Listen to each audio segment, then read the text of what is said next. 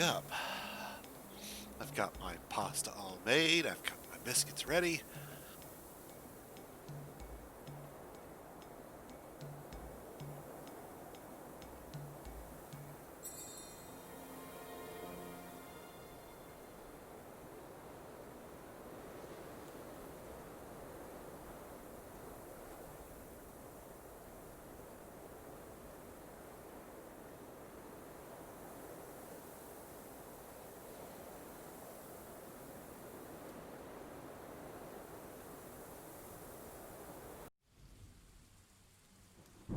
Okay, on with the show.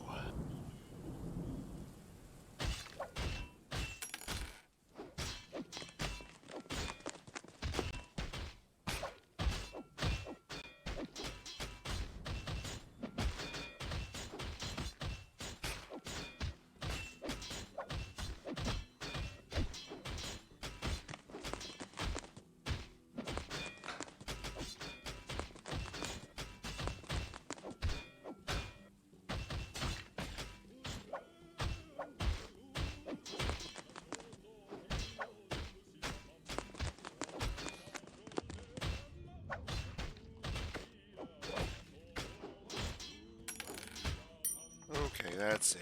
We're going to forbid some of this stuff till it's done.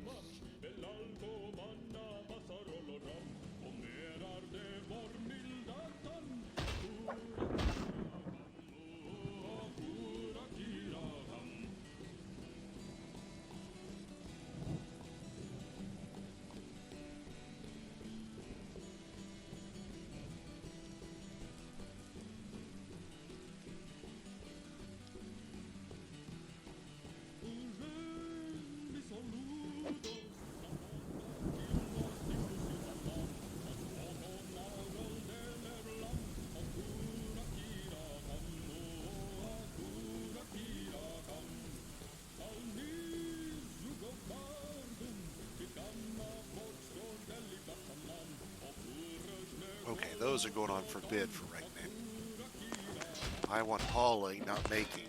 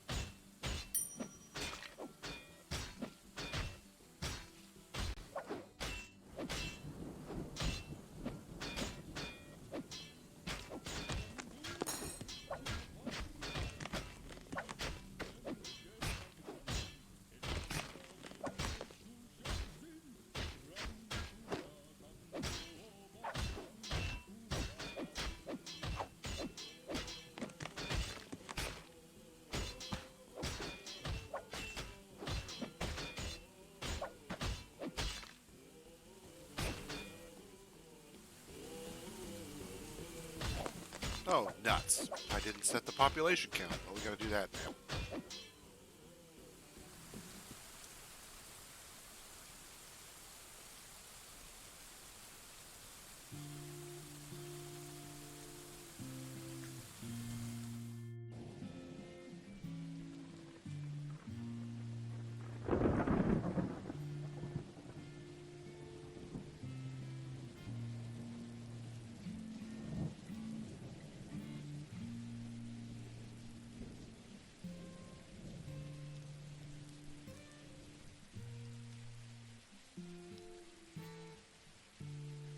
Population caps are loaded when the game is loaded, so I gotta start from square one. Give me a second.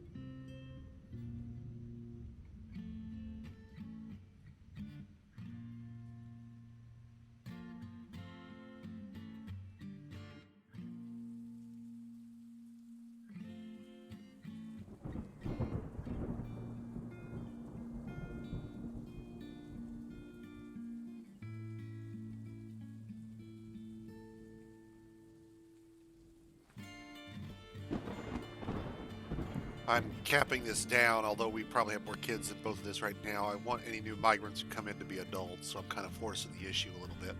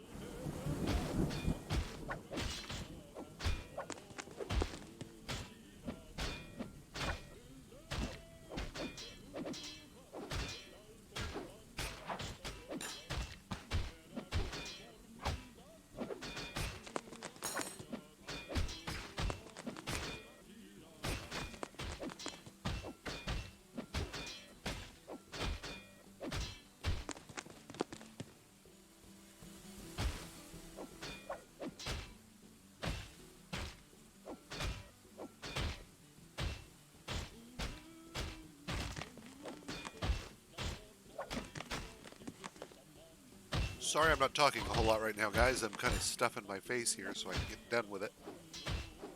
Get on with building the fortress.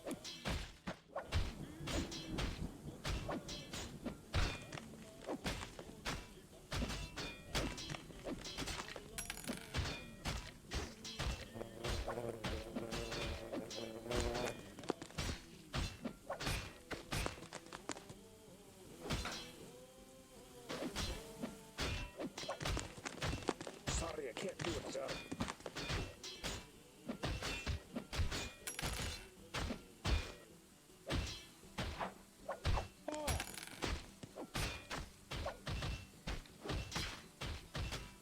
I'm still chowing it down. Pasta and biscuits and,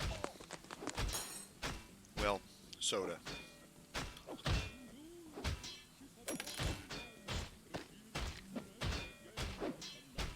Yes, I'll do it, but no, it won't work.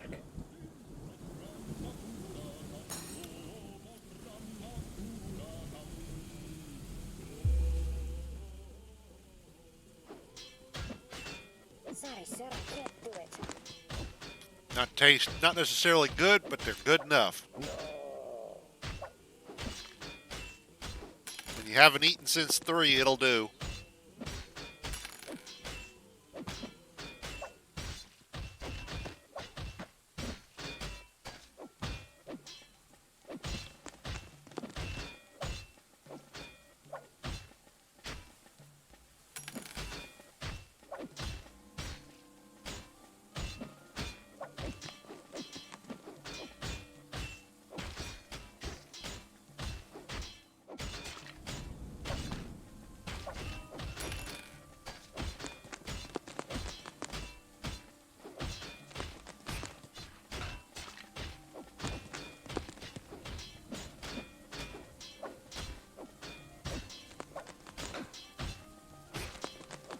All my mine cards.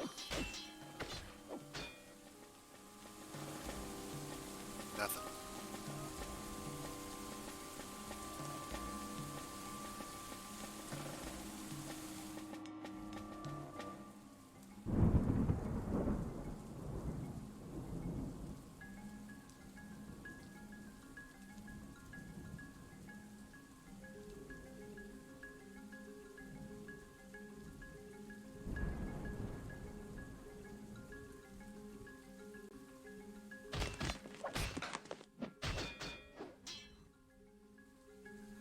I can't do that there. They've decided that now is the best time to start hauling the stuff out of the trade depot.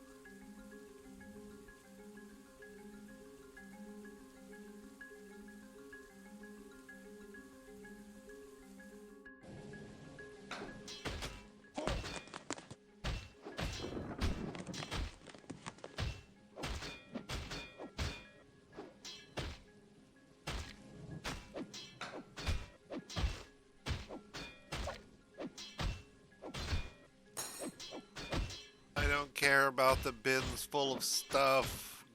Get me the mine carts.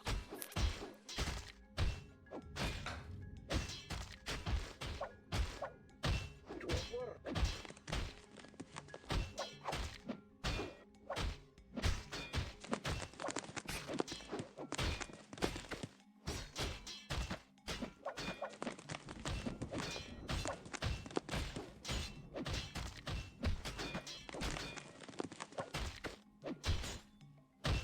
It won't work.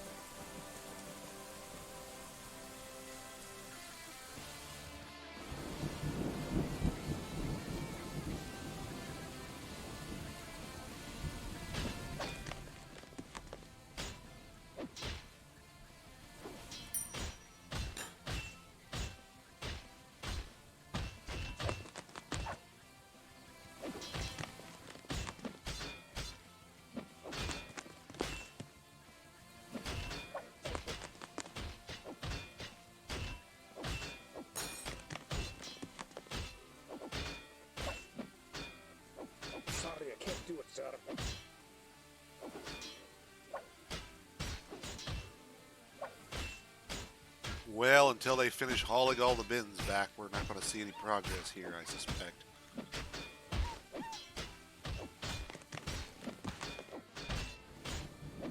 I guess I could forbid it all, but that does seem a little wrong.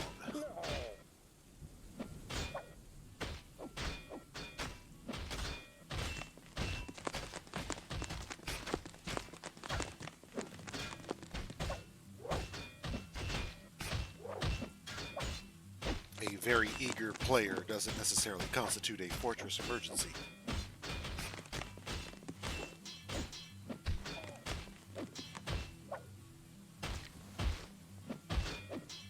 Oh, all right. The river has drained off and Tree Farm 1 is go.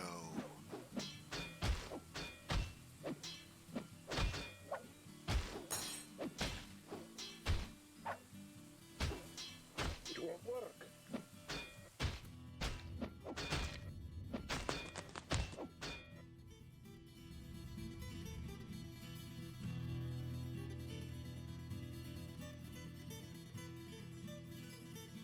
So now we'll pump this water out of here so it'll evaporate.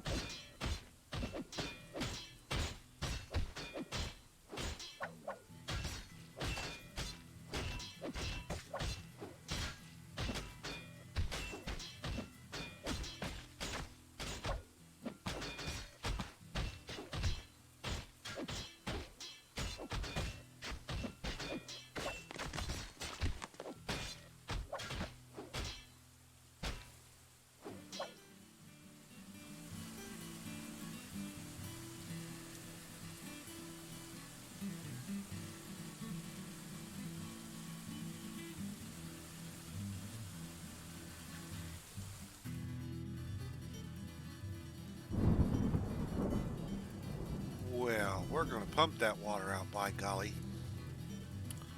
Even if I got to take that staircase out and replace it to do it.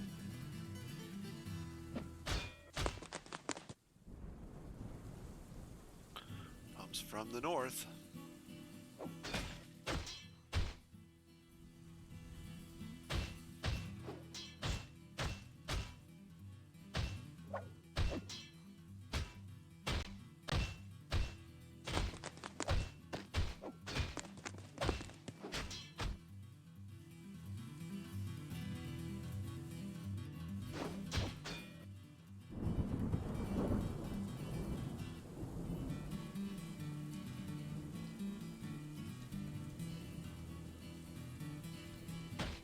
On second thought, we'll just cut our way in from the backside. No. Solved. I said no.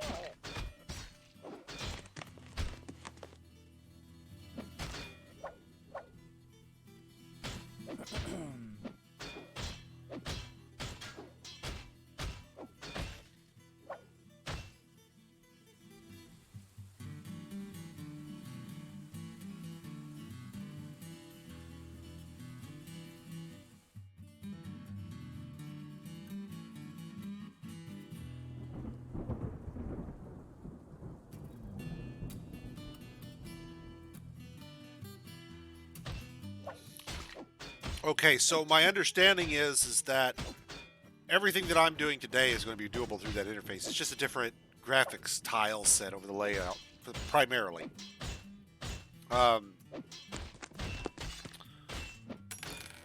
What I've seen looks good.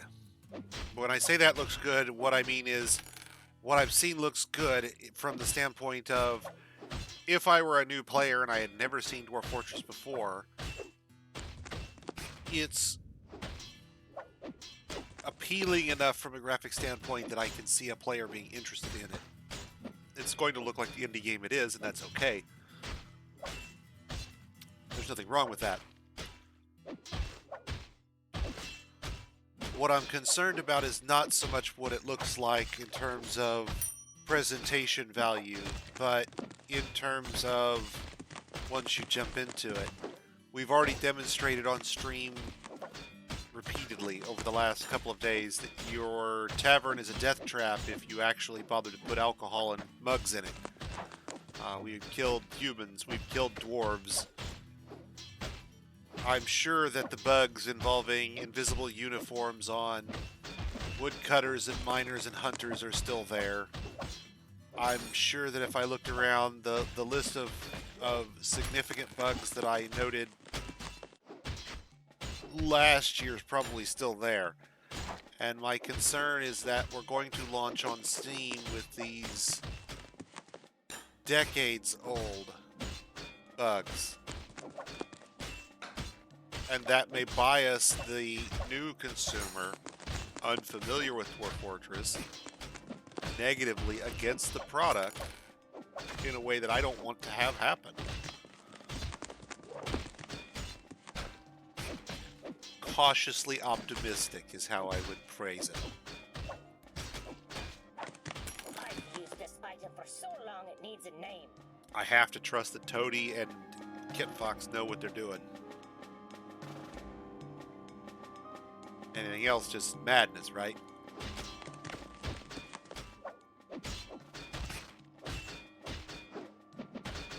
But this isn't even my first tile set, so I mean, it really just comes down to a matter of understanding what you're trying to accomplish, being able to visualize it in a three-dimensional voxel style mindset, if you want to think of it that way, because that's what this is effectively. It might be depicted in slices, but it's effectively just Minecraft voxels.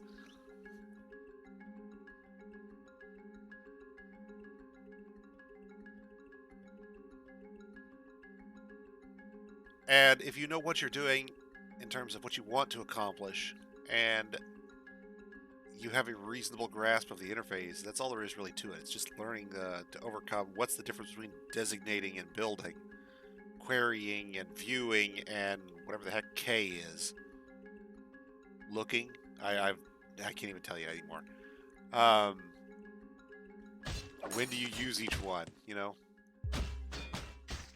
Once you get over those sorts of peculiarities, those sorts of this is just how this particular game functions that's unique to Dwarf Fortress,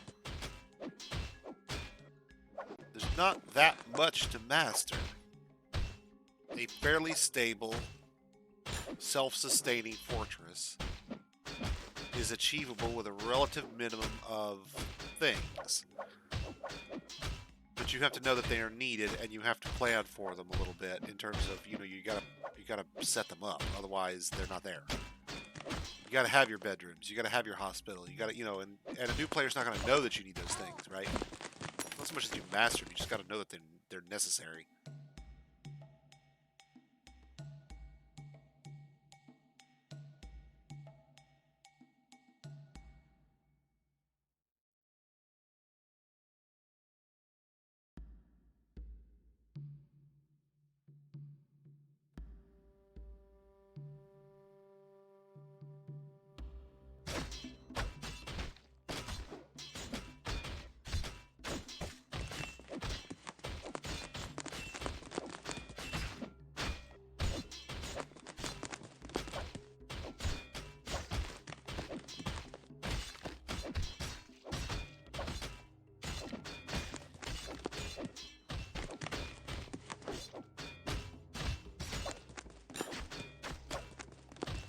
Now, it's when you want to get something complicated. You want to build dwarven minecart shotguns, or something that involves heavy-duty dwarven engineering.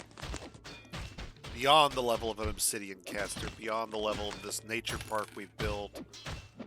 You know, that's when you start to see, well, what you understand about the game. There's a depth of understanding even I don't have.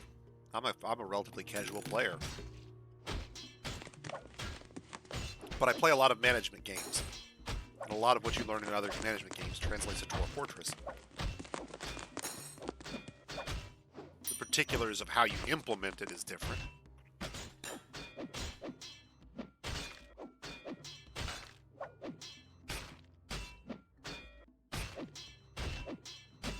The degree of complexity and the number of things you have to be aware of and be concerned with is greater, of course. This is Dwarf Fortress, after all, right?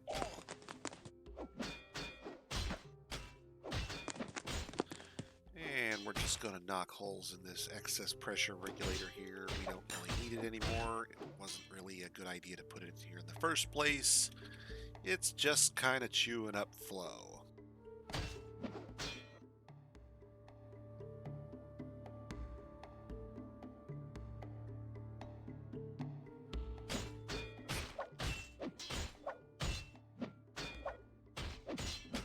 I'm going to name this something bizarre and unworldly. Something that no one else would name it. Truthfully, I hope it does. I hope it goes gangbusters. Lord knows Toadie's been hammering away on his own, magnum opus here for years. It'd be astounding if it got some of the recognition I think it deserves. My concern is, as always, that those of us who are very familiar with the product are willing to overlook some of the warts by virtue of our familiarity and our love for it. And to do that in a commercial environment can be detrimental, I think, is my big concern. I've said it before and I will say it again.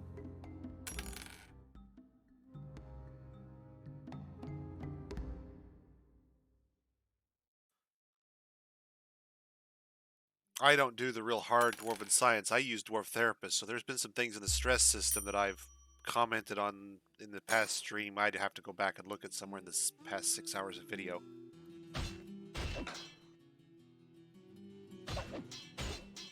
I hope so, but I look at games like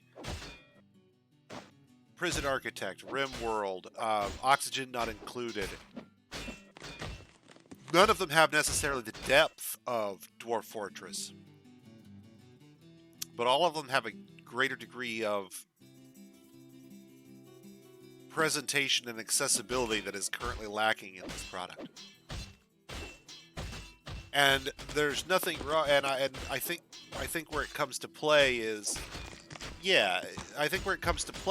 is that when you are giving your product away, or even just saying, "Hey, if you like this, throw me some beer money, give me some donations." There's a degree of expectation that becomes attached to your product when you begin to offer it for sale, as opposed to, "Hey, if you like this, throw some money my way."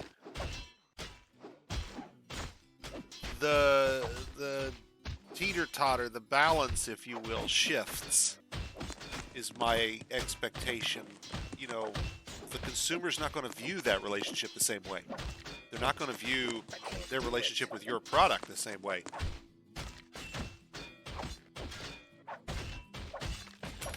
What I am willing to excuse in a for-donation release, I am hesitant to excuse in a for-pay, commercial release.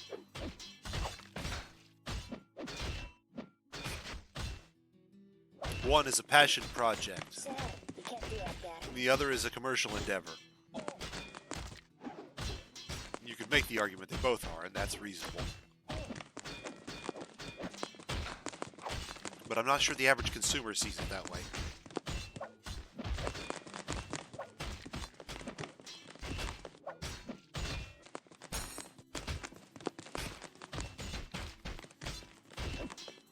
No, I can't do it.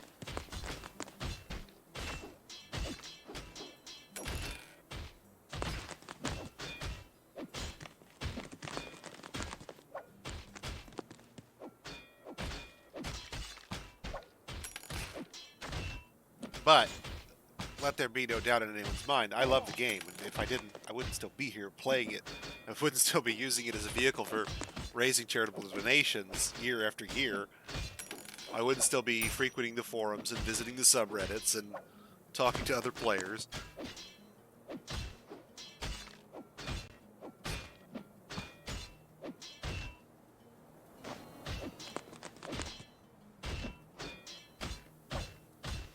At the end of the day, I have to trust that Toady and Kid Fox know what they're doing.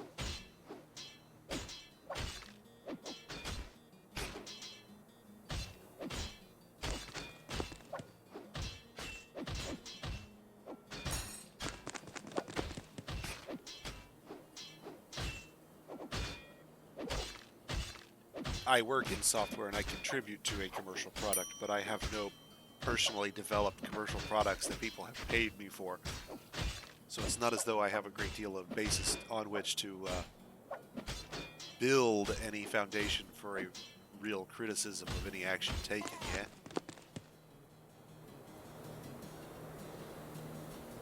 They know the business better than I do.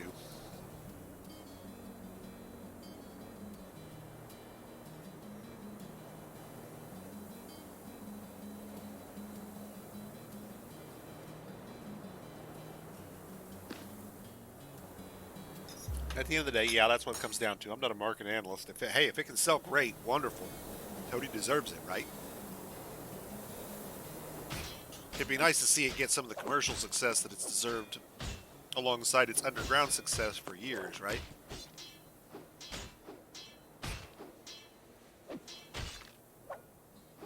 Why'd you think I could do this? I do have to say, I think it's probably the only game that's going to show up on Steam. Well, maybe not the only game. Close to the only game on Steam. It's going to show up on Steam that has shown up in the Museum of Modern Art. So, you know, they ought to put that on the front page.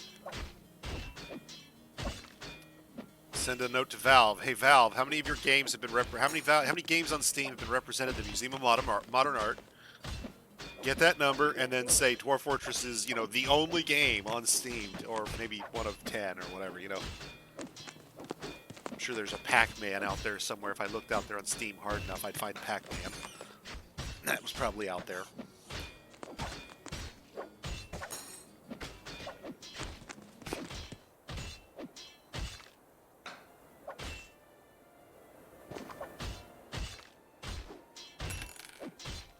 So what have you been playing when you're not playing Dwarf Fortress, Tinky? Can't do that there. What else is out there that's had you excited?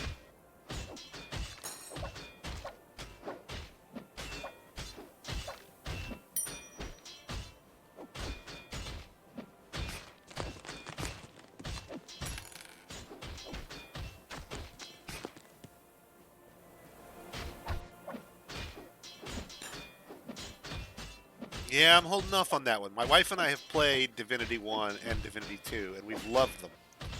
And I'm eager to see what they do with Baldur's Gate.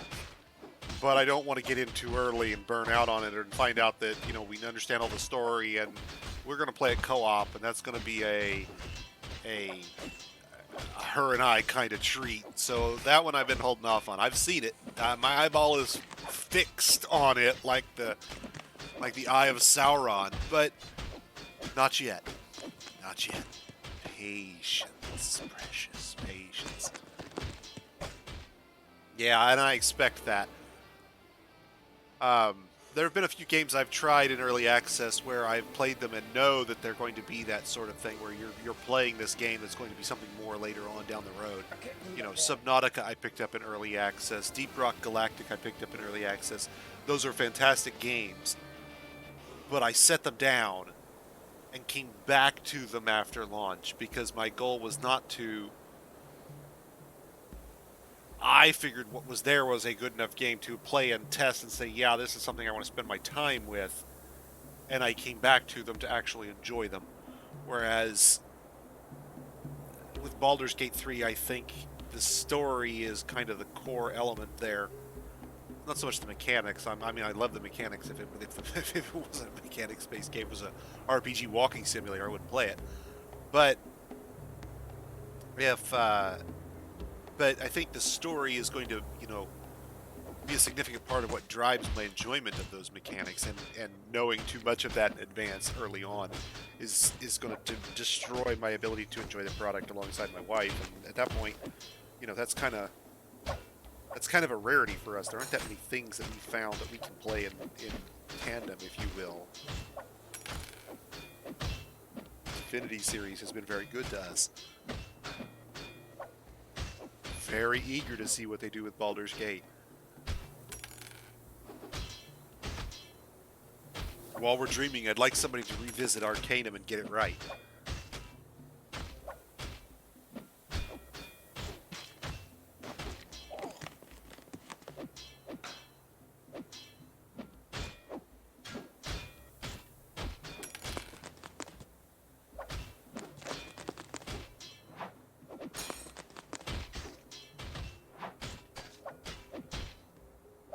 Be nice to be able to play Arcanum or something like that in co-op, you know, something a little offbeat.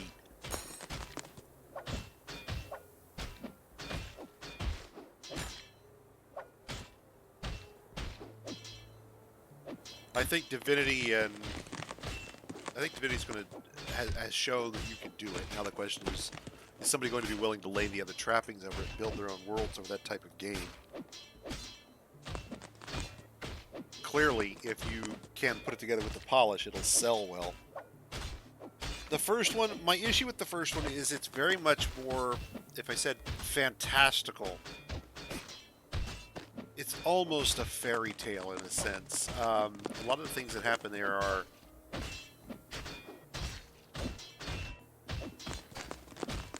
I mean, at one point your character literally is in the realm of the Winter King, basically. It is now autumn.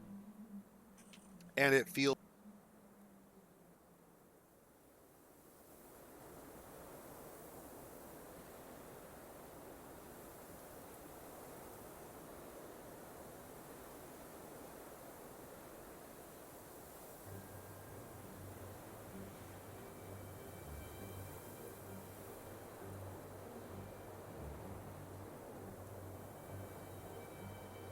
tone to it. Bad things happen. It didn't always feel like Divinity 1 was so much I'm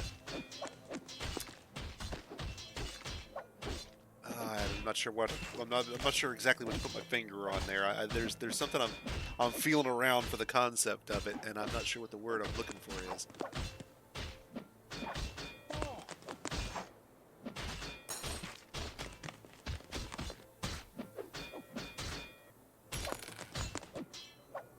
Both games tell a very similar type of story when you get right down to it.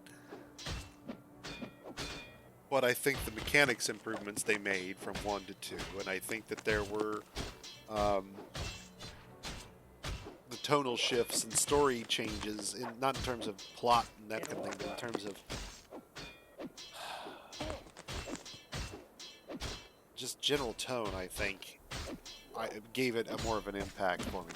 The second one did. It felt more polished, better put together, a higher quality product overall. And that's not to say the first one was bad. It wasn't. And it was surprisingly good. The second one eclipsed it. The first one said, okay, here's a good mark, and the second one said, and now we're going to go way better than that.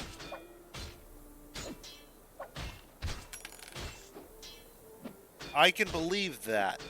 I can believe that the first was the seed of what became the second game. I can believe that. I think there are things that they did well in the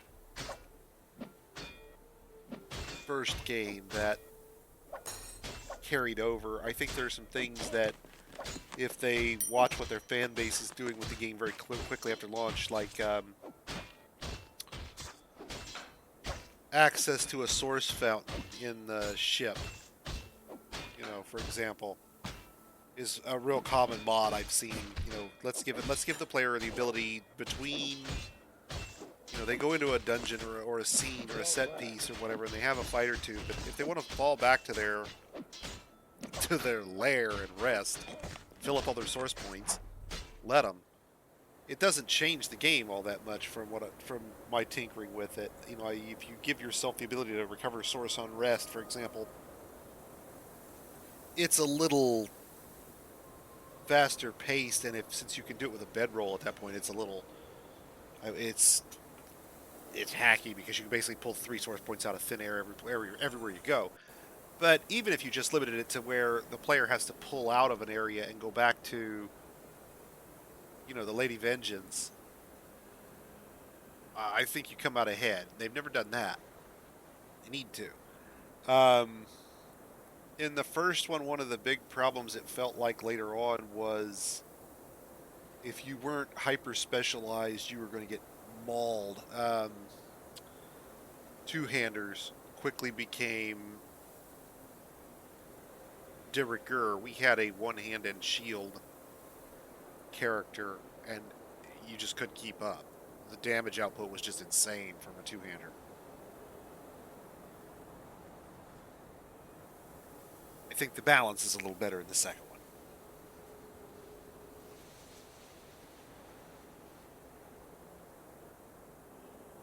They're both great games. I recommend them both. Anybody who likes RPGs and is willing to put up with a turn-based presentation should definitely check them out. Full stop.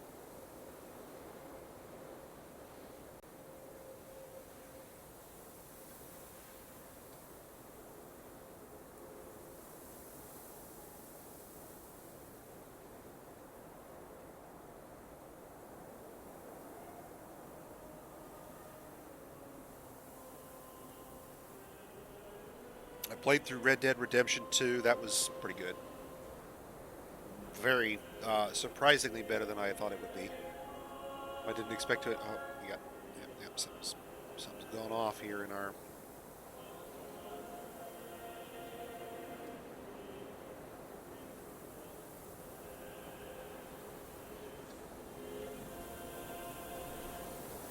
Yeah, folks not keeping up with the butchering here.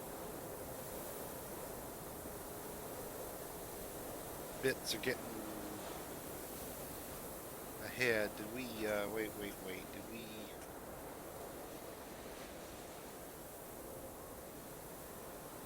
Well, too late now. Yeah, we cut down the sheep. That's what we did. We cut them down pretty good. We did it. Alright, so that's what's going on. It's just they're ahead of the butchering, and miasmas everywhere. Alas, alas.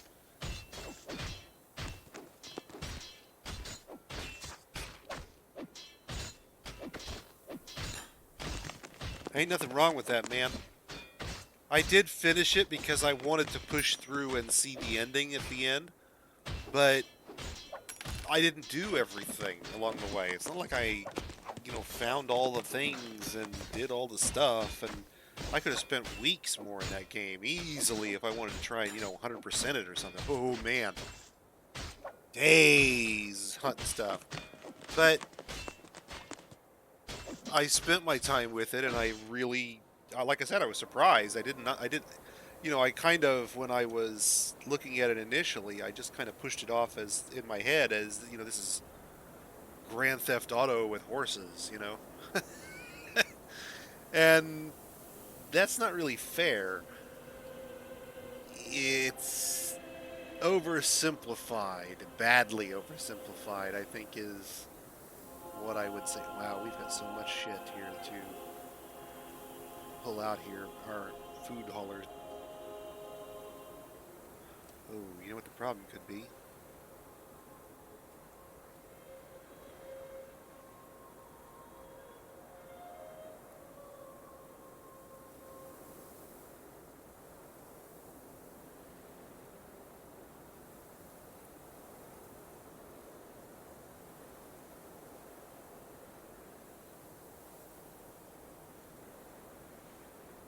Make sure they got some place to move it all to. And we'll get everybody indoors because, yeah, the bad guys are coming. Let's see how many bad guys we've got so far. Wow, that's a large number of bad guys. A far larger number of bad guys than I'm probably going to fight, especially since this is probably just their first wave. That may be right up against the invader cap. Let me check here.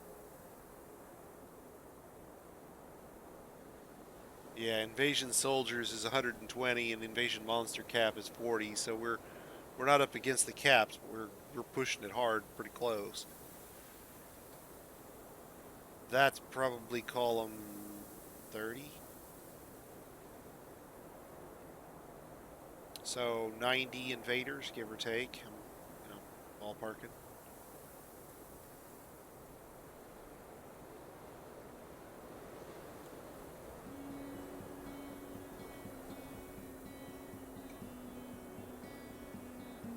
I'll tell you why you get that feeling from RDR, the lack of player agency.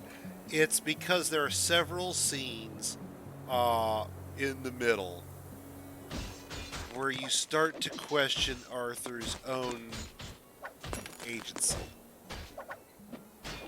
vis-a-vis Dutch. Not to give too much away. You start to wonder, if you will pardon my borrowing of an expression that Arthur himself uses, what is going through your head? It feels very much in the middle section like maybe somebody ought to have been asking some questions of themselves and others that they weren't. Don't get me wrong. If you're willing to overlook that bit and say, well, this is somebody who had a reason and, they just didn't look too close and... Okay. Then at that point, the moment you give it just the least little bit of benefit of the doubt, didn't see the plot twist coming. Didn't see Grimshaw coming.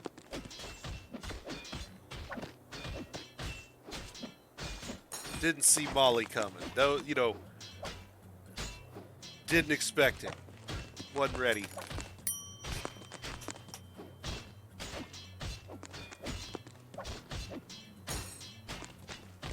It was far better than I expected it to be.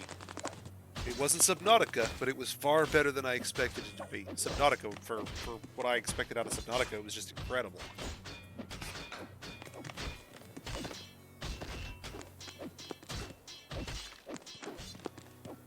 Why do you think I can do this?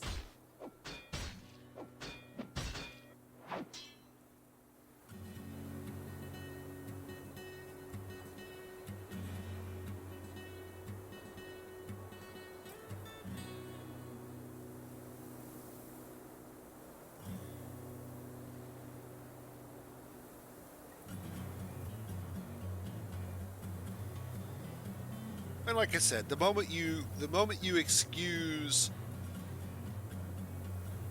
the railroad, if you will, of Red Dead Redemption 2 as Arthur's decisions with the plot, that is to say, some of his preconceived notions guardrail the player's decisions.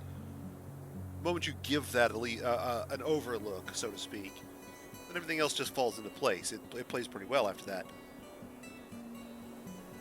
But midway through, like I said, if you're not scratching your head and going, Arthur, what the frack is wrong with you?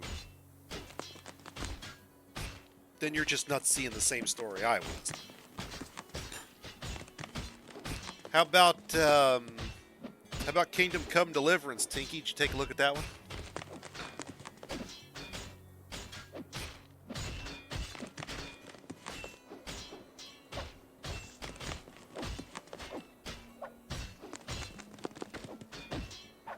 We're going to have so many people pissed about miasma. So many people pissed about miasma. Oh my god.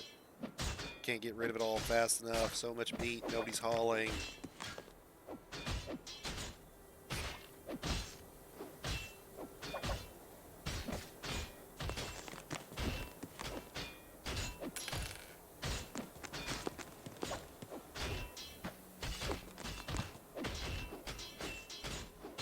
Yeah, no.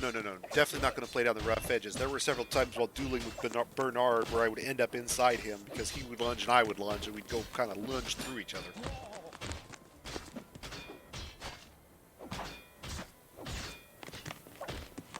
I failed. Some But kind it of... was so amazing again. It was like it took all my life force to do it. Well, we never got him his hides. Bummer. Oh well. All that butchering and still no hides, or still not whatever he needed. Womp, womp, womp, womp. Tanned hides, cut gems, rough gems. We had everything else. Logs. Yeah.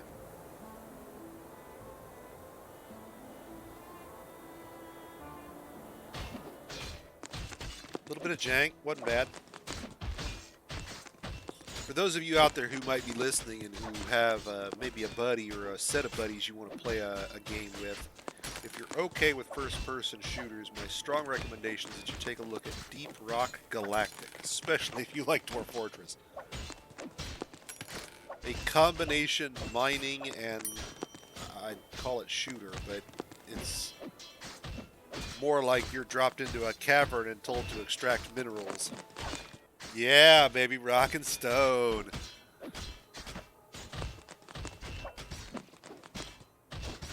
Strongly recommended. Strongly recommended. Fantastic community. 100% co-op game. No intra-party bullshit. You want your team to succeed because if they do, you do.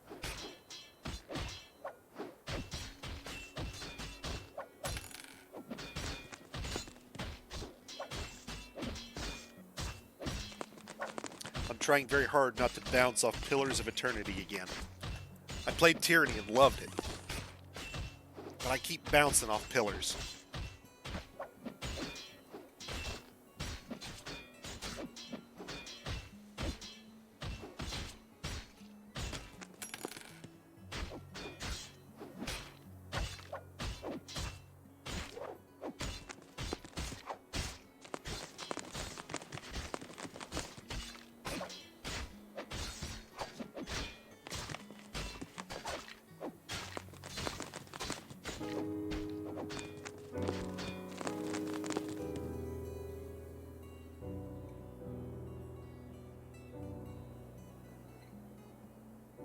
You know, I probably should be paying attention to the siege coming in and not, talking to you. Oh! We're going to call this player rate attentiveness if it gets our fortress killed here.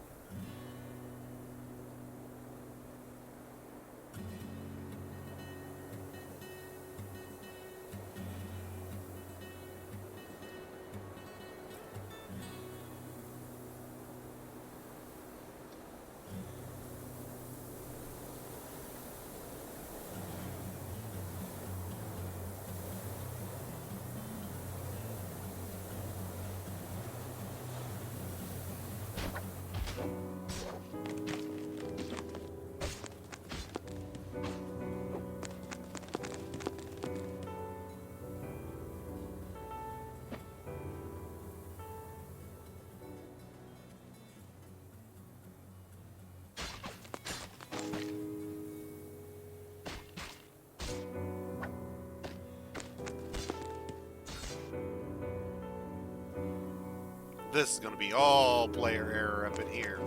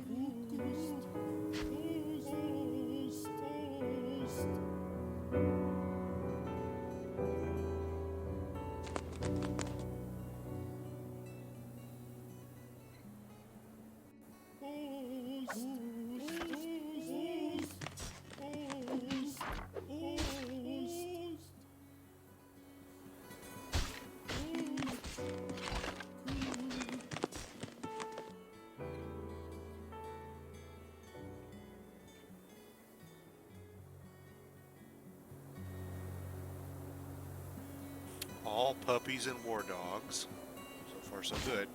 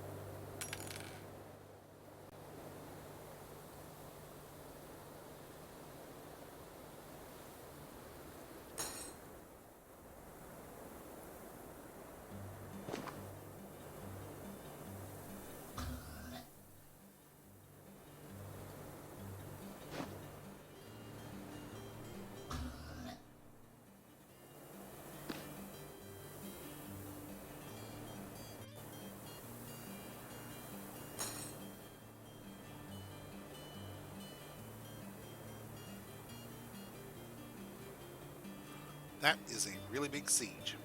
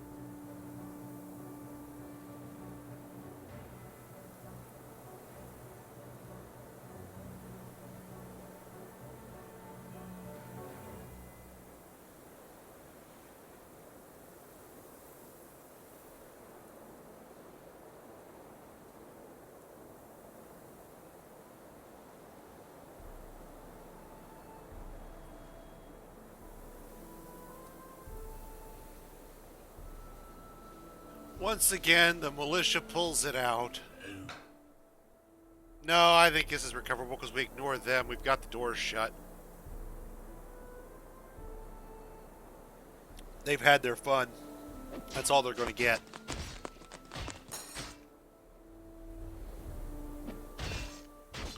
Now the only question is whether we get the corpses all cleaned up or everybody goes mad from having this many bodies laying around. And that's not a joke. It really is kind of a problem if they decide, hey, I've seen too many bodies and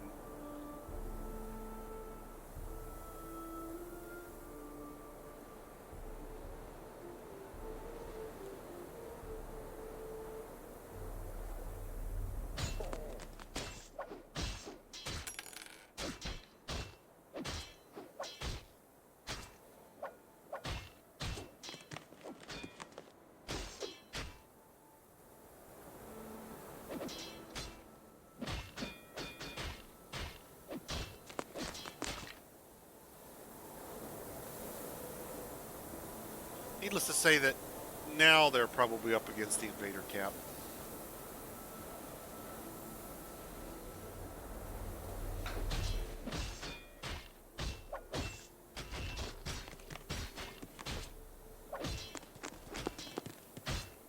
No.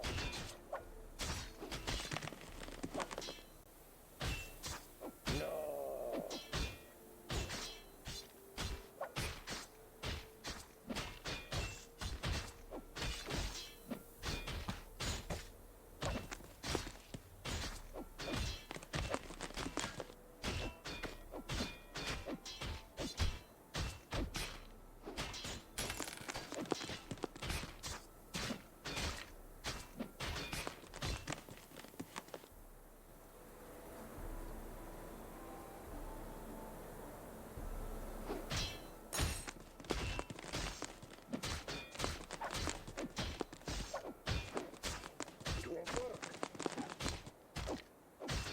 Sometime this weekend, I may decide, we'll see, I may spend some time streaming my wife and I's private game of 7 Days to Die.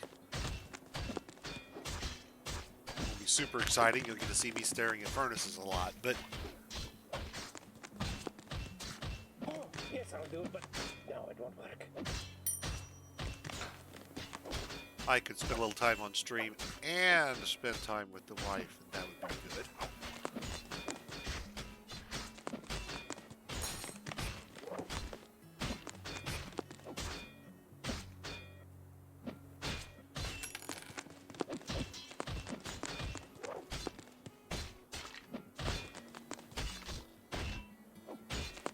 Maybe it's just that you have tastes that align to somewhat of discerning refinement, such as myself.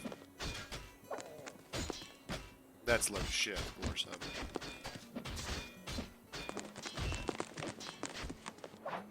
I've just spent a lot of time playing games over the years and kind of feel like I have a feel for what I like and what I don't. And the best ones are the ones I didn't know I liked until I saw them.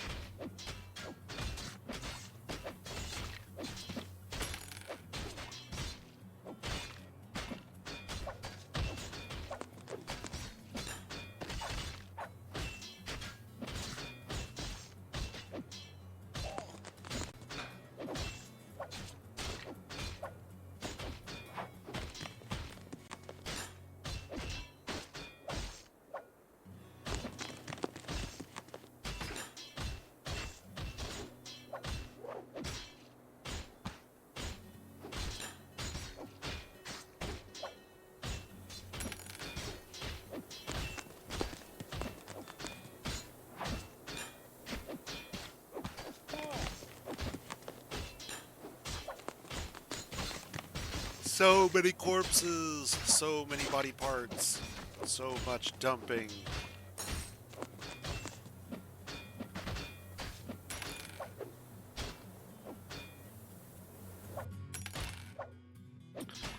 they still have not cleaned out all of it.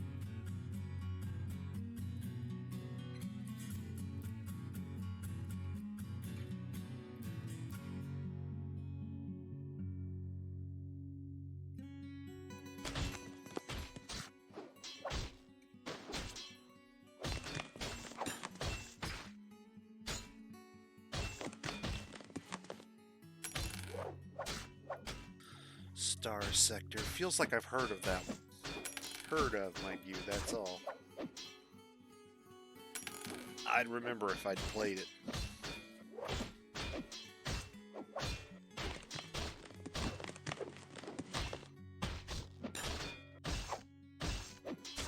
Freelancer was like that for me. I came to that fairly late. Way later than most folks would have. Item. I'll name you after that guy who did that thing way back when.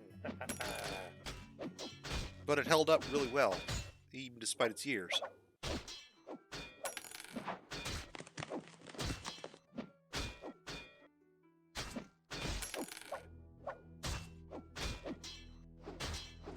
Like a stripped down, simpler, almost hyper-focused X3.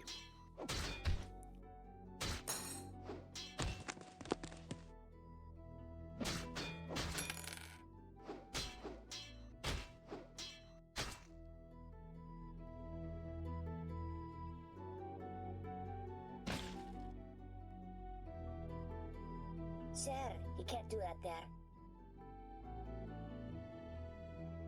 Yeah.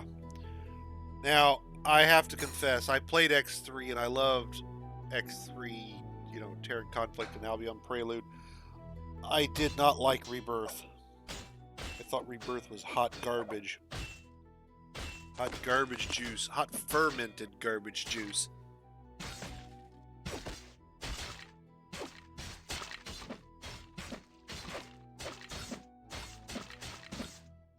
So tell me, I keep seeing X4 show up in my feed. Should I even bother?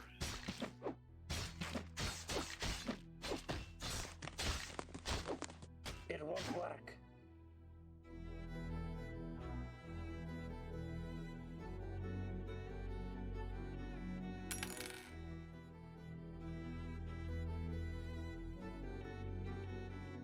It won't work. Come on, guys, haul my mine carts. Why do you think I can do this?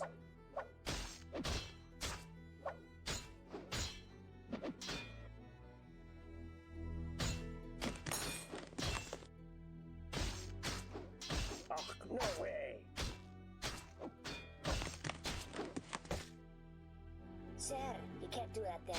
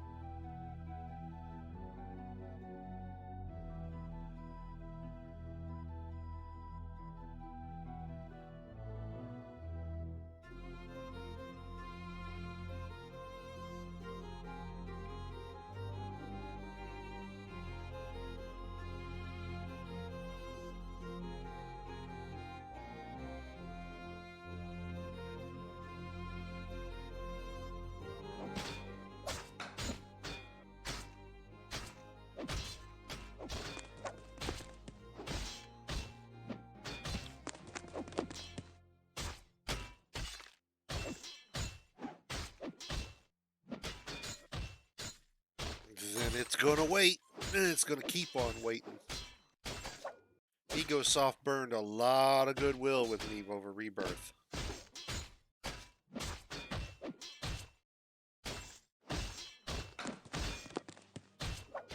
More than Bethesda burned with Fallout 4, but the only reason was because my wife bought Fallout 4 and I hadn't intended to pick it This up. item is amazing. I shall name it for my daughter.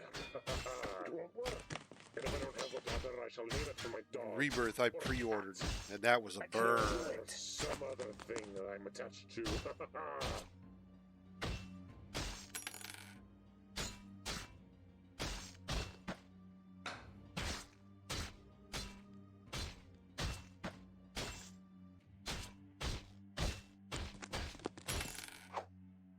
downhill doesn't even begin to cover it. The stuff they've been pulling recently is borderline criminal, if not criminal.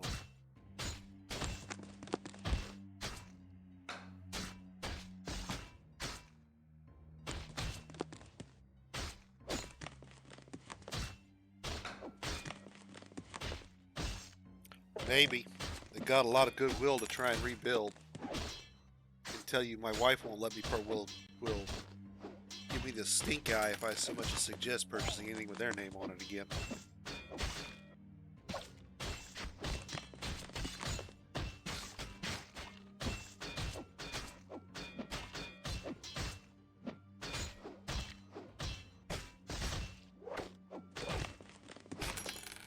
She saw that internet historian video about the fall of '76, which is fucking hysterical because it's all true.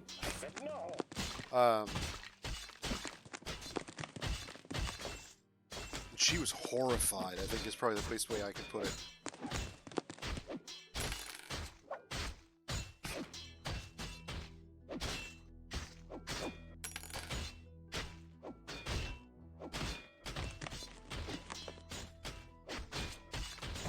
Set themselves a high bar the first time. I'm not going to claim New Vegas as a perfect, flawless gem or anything, but it's very clear that there was a strong drive in that game when it was kicked out the door.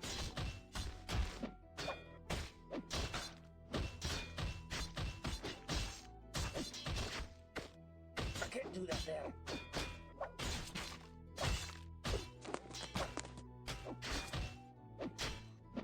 Sorry, I can't do it, sir.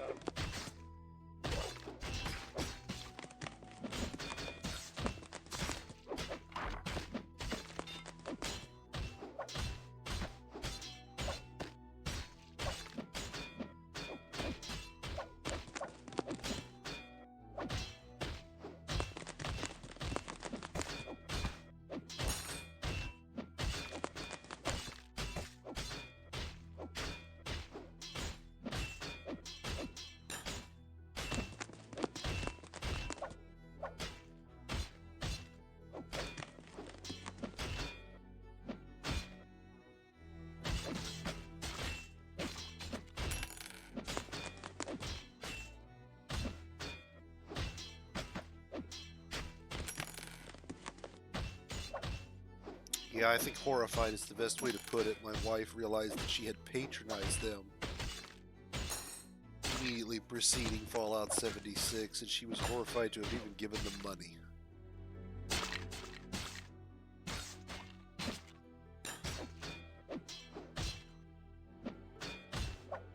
And when people start talking about your brand names in terms of horrified to have dealt with you,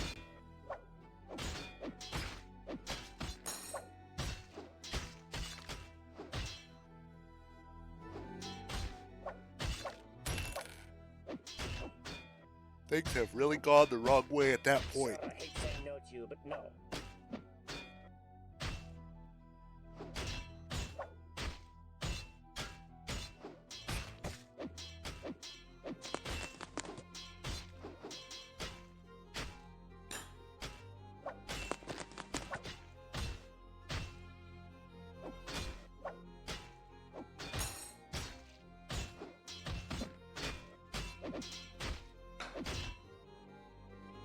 So many pieces. Oh, no way.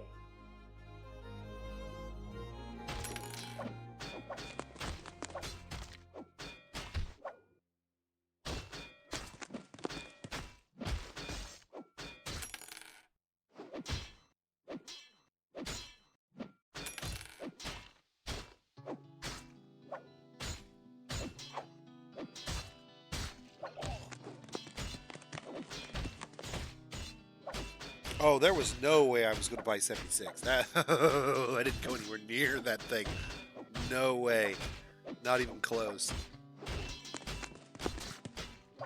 Told everybody I could find not to even go near it.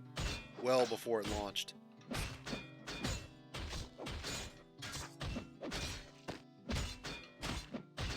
There is no way that they were prepared for what they were doing. It feels like they hired a junior B-grade project manager with no idea or scope of the do it, but no, it won't work. I almost can believe that Essekoisa. I almost can believe it was a mod they swiped.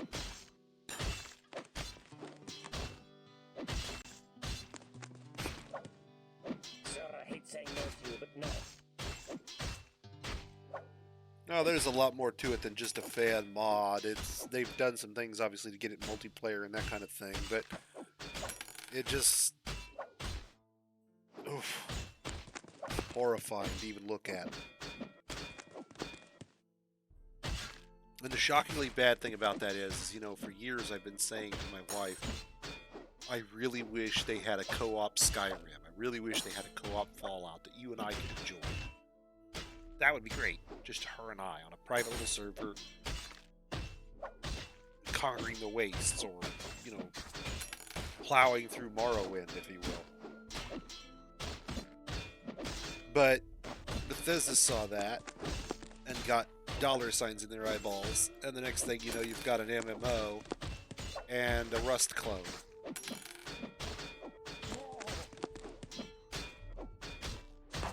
Actually, I'm not sure I'd call it a Rust clone, more like a PlanetSide clone, really, right? Because I mean, it's like one main server that you're connected to. You're not connected to anybody else's server.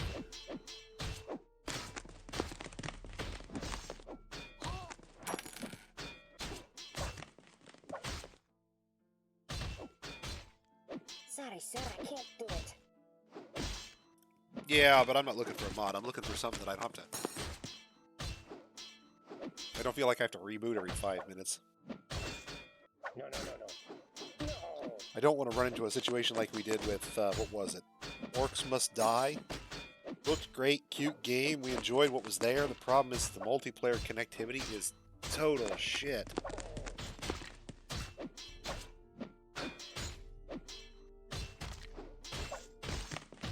They made their decisions the way they did Essekoisa for very simple reasons. Very simple. Cost cutting. Maximize profit at every step, no matter the cost, no matter the effort, no matter the lengths you have to go to. It's why the rum ended up as a bait and switch. It's why the canvas bag kerfluffle. It's lazy, stupid decision-making designed just solely to extract money in the least effort-filled way possible. The consideration has not been on the consumer in some time. No. I thought the voice acting from Oblivion should have been a wake-up call.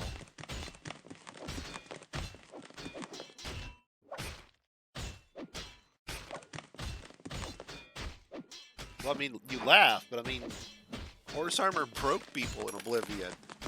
The voice acting was hash in Oblivion. Skyrim did some things better. It did feel like it was a better quality product, not just graphically, but I mean, it did feel smoother and more refined. I'd say perfect, just better. Clear effort was made between Oblivion and Skyrim.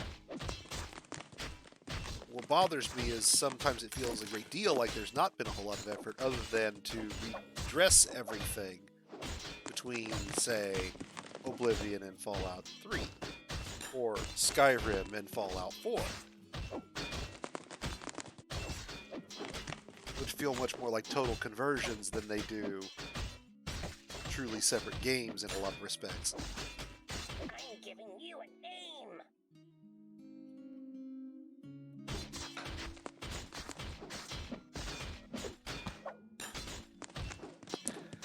Adjust population count to get more dwarven labor. Wham. Siege. No more dwarven labor coming in. This game kills me. Oh, no. Don't misunderstand. I'm not suggesting Skyrim was a broader, deeper, more enjoyable product for me. That's not the case. There's been a definite trend since at least Morrowind, and I didn't play Daggerfall or Arena, so I can't speak to those. But since Morrowind, at least, there's been a distinct trend downward in terms of complexity. Everything gets narrower, smaller, more confined.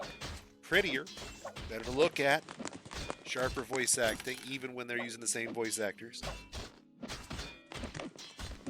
Again, not saying perfect, just improved.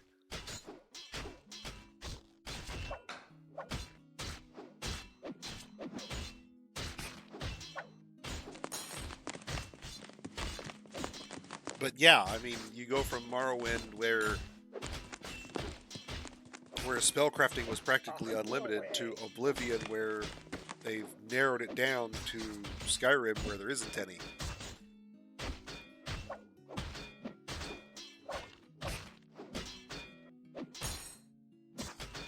See, and I can't speak to that, Tiki. I never really played Daggerfall.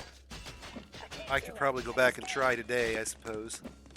I imagine that's probably pretty rough. Oh, hey, if you're interested in going back and playing something retro, though, something I will recommend that is retro, go get the System Shock Enhanced Edition. It is the original game with an updated... Effectively, they've updated the graphics engine to support higher res, basically. It's not really a new engine as such, but it's been extended, I guess, might be a better way to put it. And they've remapped the control system to be a little more mouse-look friendly for modern first-person shooter players. But that one, despite its age, pretty well holds up.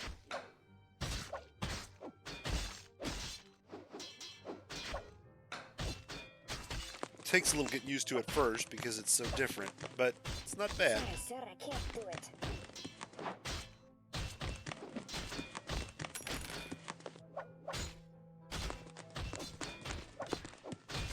No.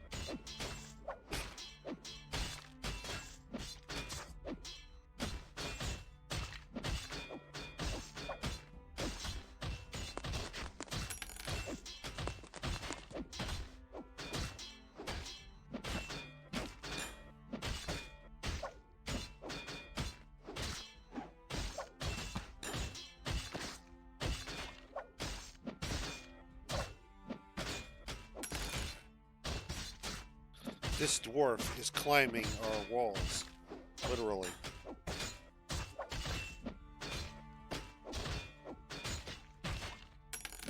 He's under the ledge, under the walkway. He just climbed up on top of the ledge. Wow.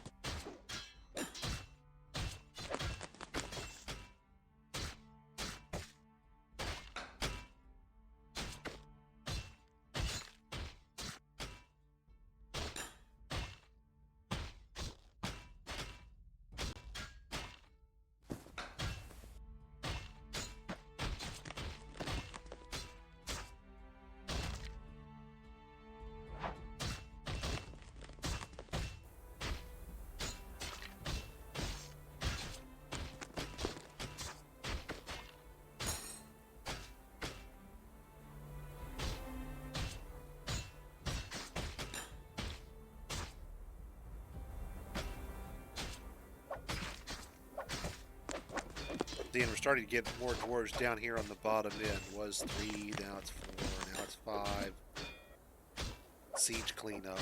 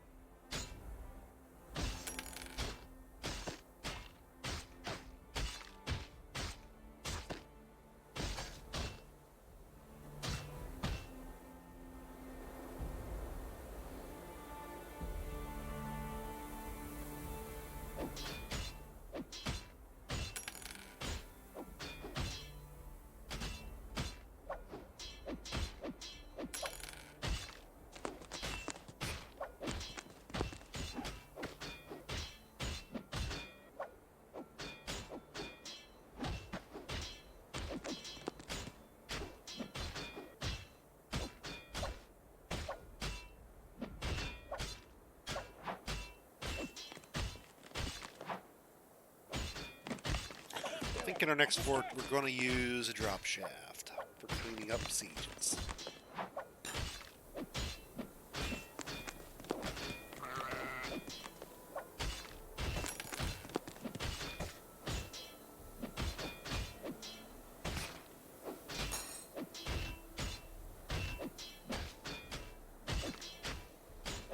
No.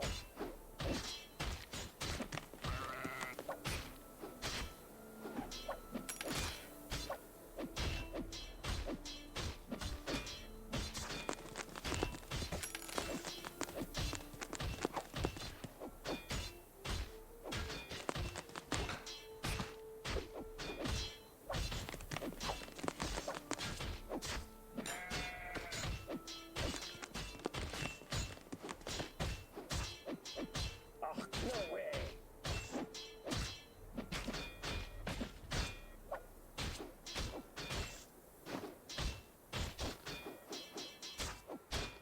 I can't do it. I just can't.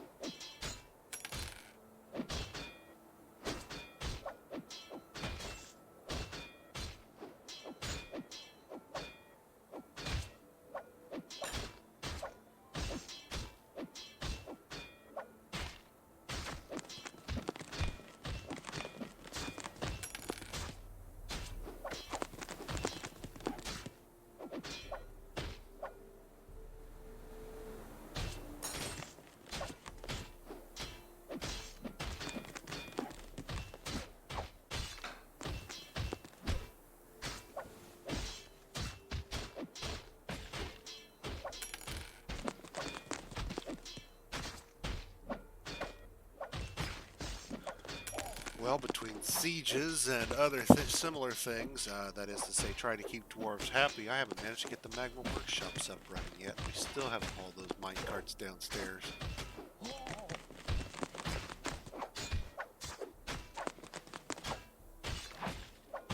I won't do it.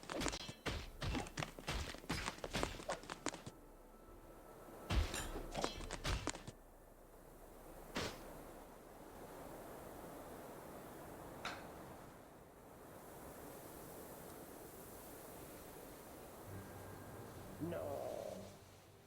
I said no.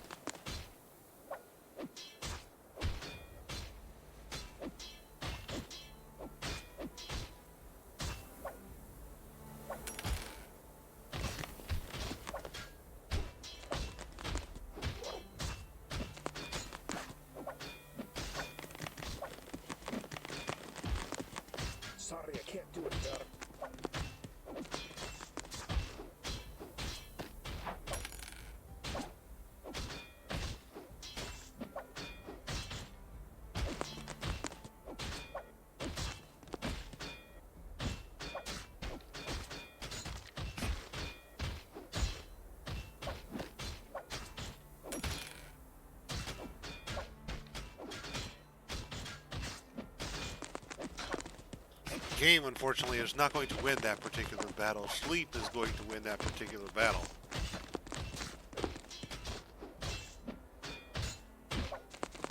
Oh, I won't do it.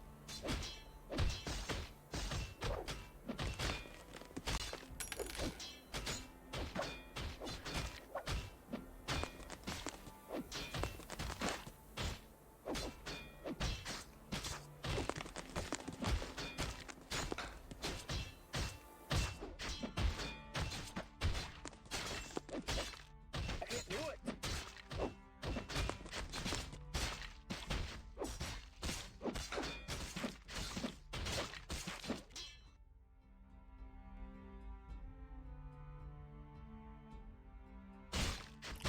Problem really is just that there are a lot of corpses and parts to get rid of.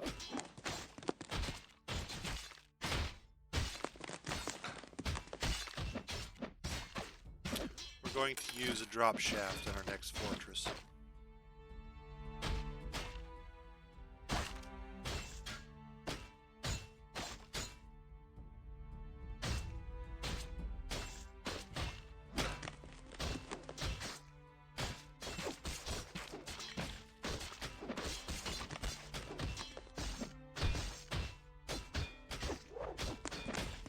And I think, guys, I'm going to call it here because that's an 8-hour day we've just done.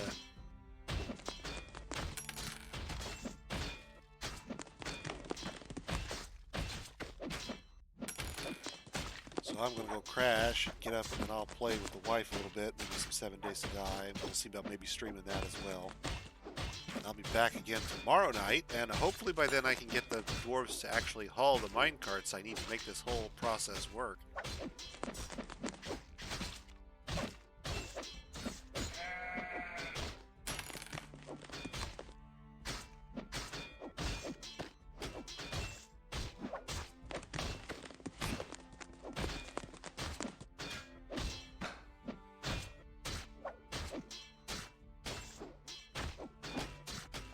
Alright, so let me see. Before I go, let's see who's out there we can raid.